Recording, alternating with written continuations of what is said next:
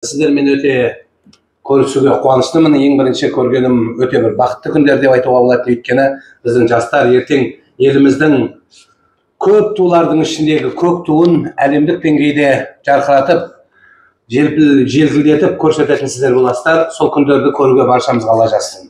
Спорт бұл үлкен бастама, үлкен тәртіп, үлкен мәдениет, адам мен адамды, ел мен елді қосатын үлкен бір құрал. Сондықтан спортқа ішкі дүниедегі стержені күшті адамдар ғана бара алады. Өйткені талпыну керек, тырысу керек, тер төгу керек, ұйықтамау керек. Бұл да сол. Құлшылық та тура солай. Іштегі стержені бар адам, сенімі бар, өз-өзін мақсат қойған. Жалпы мақсатқа кім жетеді? Мақсатқа мақсат қойған жетеді. Сіздер мақсат қойдыңыздар, тер төгіп жатсыздар, осының бұйырса жемісі болады. Анау біреу бүйтеді да, түсімде Мұхаммед пайғамбар көру үшін не істейін дейді. 100 рет Кәусар сүресін оқы деді. Хорошо? 100 рет кетті, екеуі оқып келді. Біреу айтады, не болды десем, көрдім дейді. Қалай қылдың? 100 рет оқыдым, дәрет алдым, ұйықтадым, көрдім дейді. А сен шізім, мен 100 рет оқыдым, жаттым, ұйқым емес, тиктокқа кіріп жаттым дейді.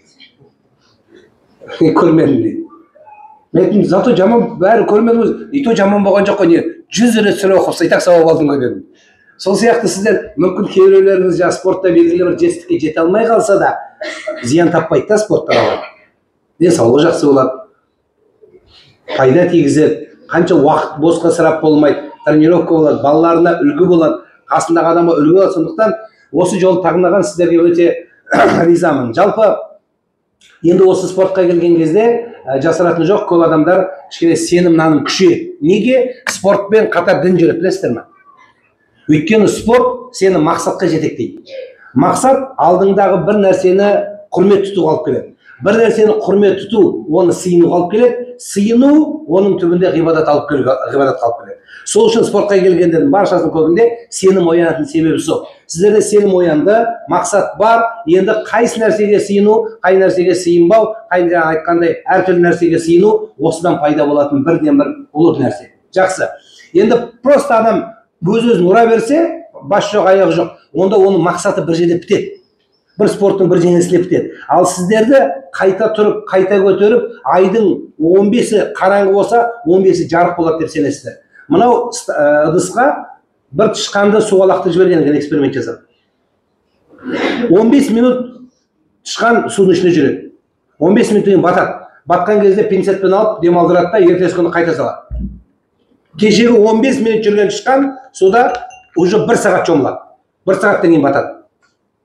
Қайта суырып отыр, 3-ші күні салғанда ровно 1 сутка шомылып жүрген екен, батпай. Осыдан түсінік шығады. Неге? Тышқанның өзі қазір құтқарады деп, 1-ші күні надеждасы жоқ еді. Бар күшін салды, 15 минуттан кейін батып кетті. 2-ші күні 2 есе көп отработал. Неге? Өйткені надежда бар да, мені құтқарады қазір деген. 3-ші күні надежда уже 1 суткаға берді. Сол сияқты алдағы надежда, мені жеңем, мені ұтам, мені қазір бір рамда нокаут жатқызам деген жүзайыстар баштар, каратистер. Жақсы нәрсе. Қыз балалардың өзі каратист жүзайып болса, жақсы нәрсе. Ана Ермахан Ибраимов бауырымыздың, ағамыздың спорттан жаңа несіне бардым? Қыз балалардың спортына, боксына. Сонымен сұрайды, жаңа қыздардың спортқа барған жақсы ма? Нормально деді. Неге дейді? Бір жігіт дейсе, бір ұрасында ұйықтатып кете бересің, жақсы болады деді. Полезно деді, ол да бір пайдасы деді. Сондықтан ол да бір пайдасы бар да. Сондықтан пайғамбарымыз салса не айтады? Мұсылман жақсы дейді. Бірақ кішкене более накачанный спортсмен болған, мұсылман болған, одан жақсырақ дейді. Сіздер сияқты кішкене рухы жоғары волейбол болып үлкен нәрсе. И мемлекетке де жақсы. Сондықтан осы сіздердің арқаларыңызда көп мәселелер бар. Сондықтан өте қуаныштымын. Ал енді сенім наным мәселесінде. Біздің мемлекетіміз зайырлық төңірегінде біз көбірекпіз. То есть бұл конституциямен сенің кімге сенесің, қалай сенің, ол сенің праваң. Бірақ спортқа келген кезде, құрметті, әркім өз сеніммен ұстану керек. Ол өзінің шаруасы. Келіп алып, не жерде бір нәрсенің мен мынандай қылып сенем деген жақсы нәрсе емес. Неге? Ол сенің ішкі дүние. Біздің сенім заңымызда сенің нанымыңды біреуге орысша айтқанда навязывать етпеу керек. Сен мынаны істейсің, или, допустим, уағыз айтып бір-біріне, немесе синагогаға шақырып, шіркеуге шақырып, ол дұрыс емес. Біздің общий тренировка жасайтын жеріміз осы. Я мен сенем, қалай сенем? Бізде кішкене түсінік бар. Біреу қатты сенсе, сенбейтіндерді бүйтіп бана бір төмендегі адам сияқты көретін ощущение бар да, жоқ, құдай біледі. мүмкін Алланың алдында ол сенен жоғарыда болуы ықтимал. Вообще спортта немен бағалайды? Спортпен, финишпен бағалайды. Құды сол сияқты дінде де ақырмен бағалайды. Сен күшті болып намаз оқығаның, там күшті деген, ол сенің проблемаң, сенің Құдайменен байланған жібің ғана. Но ол саған привилегия бермейді. Мына төмен басқаларға, сен тозақсың деп айта алмайсың сен. Өйткені қабыл ма, қабыл емес па, дұғаң өте ме, өтпей ме, оны Алла біледі. Сол үшін өзіңнен төмен көрмеу керек. Мүмкін өзіңнен жоғарырақ көру керек. Кезінде біздің ұлы бабаларымыздың біреуі, ол бүкіл Орта Азияға танылған Балмағамбет Балқыбайұлы деген атамыз өткен молда кісі. Осы арқаның үлкен имамдың қызметкері болған, рухани ұстазы болған. Сол кісі айтады, сол кісіге біреу келіп жалып айтқан ғой, бәленбай бір кісінің баласы өлді, өлгенде Құдайды боқтады депті. Ол мұсылман емес десе, жаңағы кісі айтты, нағыз мұсылман ол депті. Құдайды боқтап жатыр ғой десе, ол сенгеннен кейін боқтап жатыр деп айтады дейді. Сенбесе несін боқтайды деп айтады дейді. Значит, сеніп мұсылман деп айтты дейді. Ол пенде. Міне сол сияқты әрбір қиыншылық, әрбір проблемный жерден адам дұрыс нәрсені іздеп табу керек. Сондықтан біз кішкене болса да өзіміздің сенімімізді ол өзіміздің ішімізде сақтауымыз керек. Мысалы, бір кісі больницаға түсіп қалған, ауру кісі реанимацияға түскен, реанимацияға түсіп, жаңағы жағдайы қиын болып, намаздың уақытысы келгенде өзі әрең тұрса тұрып алып, реанимацияда азан айтты намаздың уақытында. Фактически больницада азан айтылмайды, прямой намаз оқи бересің, оқитын болса. Сонымен реанимацияда азан айтады.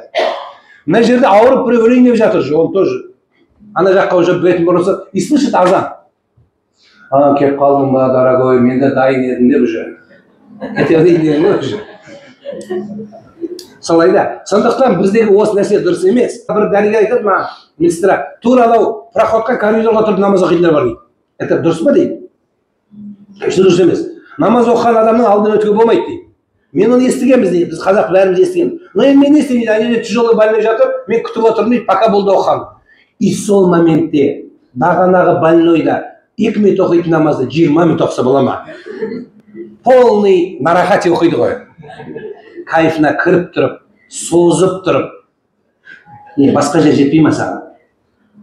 Міне, біздегі осы нәрсеміз қате. Яғни, орысша айтқанда козырять ету.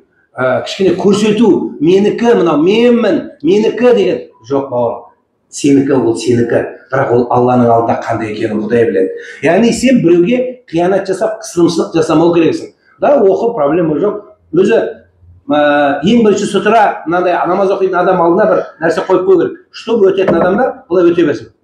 Пайғамбар Билал деген азаншан мынандай бір ағаш береді, сүйен жүруге. Сол ағашты алады екен де ол жерге қадап қойып тұрып, былай оқиды екен, чтобы басқаға кедергі жасамайды. Міне жоқ. Пожалуйста, кейбір жерде азан айтылмайды, кейбір жерде тез оқиды, кейбір жерде намаздарды мүмкін жаңағы сүннетін тастап сапарға салып, сапарға оқиды. Варианттар көп бізде. Сондықтан сен біреуге қиянат жасамау керек екенсің. Точно сол сияқты ораза кезінде спортсмендер ораза ұстайтындар бар. Ораза ұстайды да, или мектепте мұғалімдер өмірде сабақ оқымайтындар, өмірде ораза ұстаған ораза ұстап сабақта бүйтіп отырады. Сон мұғалімдер начинайды. Міне бала оқыды, ораза ұстады, әлсіреп қалды. Басқа уақытта әлсіремей тикток көрмей жүрген дейді. Ол тикток көріп әлсіреп жүр, ұйқысы қанбай. Сол үшін оны мына жағына алып келдіңдер. И соған орысша айтқанда пища азық болып жатқан сенің құлшылығың. Міне, сондықтан біреуге олай жасамаңыздар, біреуге қиянат жасамаңыздар. Біз қазақ халқы ежелден мұсылманбыз. Бізге жеткілікті ата бабамыздың көрсеткен 3 ауыз сөзі, осы 3 ауыз сөзбен ұлы даланы тәрбиеледі. Ұят болады, обал болады, жаман боладыға біз келуіміз керек. Біздің түсінігіміз осы, ұлы қағида. Жаттап алыңыздар әрқайсысы. Ұят болады, жаман болады, обал болады. Болды, обал бүкіл адамзат хайуанат шөпке дейін қиянат жасама, артық баспа, не болады? Обал болады. Екіншісі біреудің ала жібін аттама, жаман болады. Алланың алдында сұрақ болады деген бәрін біздікілер ғой, басын қатырып ана дүниеде бүйтеді, яшерица келіп шағады, соңынан Джекичан боласың бір бәле, керек жоқ онда. Басты қатырма. Ол мына жақтағы адамның деңгейінде айту керек. Яғни ұят болады, жаман болады. Болды. Бәріміз өстік қой, перде қимылдаса не болады? Жаман болады, бабай болады. Ол тыныш отыра бересің. Жеткілікті біздің қазаққа. Басты қатырудың керегі жоқ. Да, белгілі бір адамдарға, діни адамдарға қажет болады. Ол өзінің бір мәселеге жетуге, бір теологияда, бір ғылымда, білімде, бір дәрежеге жеткенде алыс тарыс болады. Бірақ бергі жақтағы адамдарға дәлелдің саған қажеті жоқ. Саған айтқан сөз дәлел болды.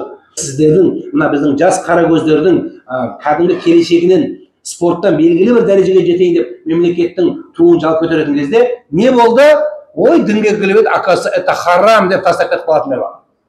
Содан не болады? Ислам портит людей деген түстік шығады. Намаз оқымайды, иман исламды білмейді, діннен абсолютно ноль, но 4 сөз жаттап алған. Иншалла, машалла, Аллаху акбар.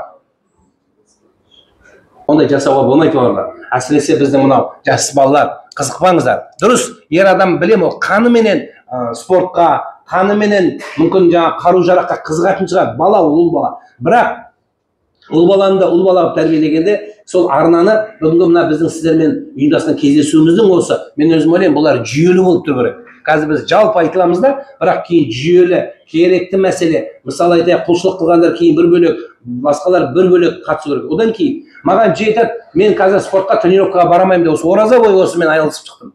Неге? Қазір тренировканы тоқтатсам дейді. Не үшін? Оразамын дейді. Енді не оқиды? Сен ораза кезінде спортты тоқтат, сабақты тоқтат. Христиандар Пасха кезінде сабаққа бармай тоқтатсын.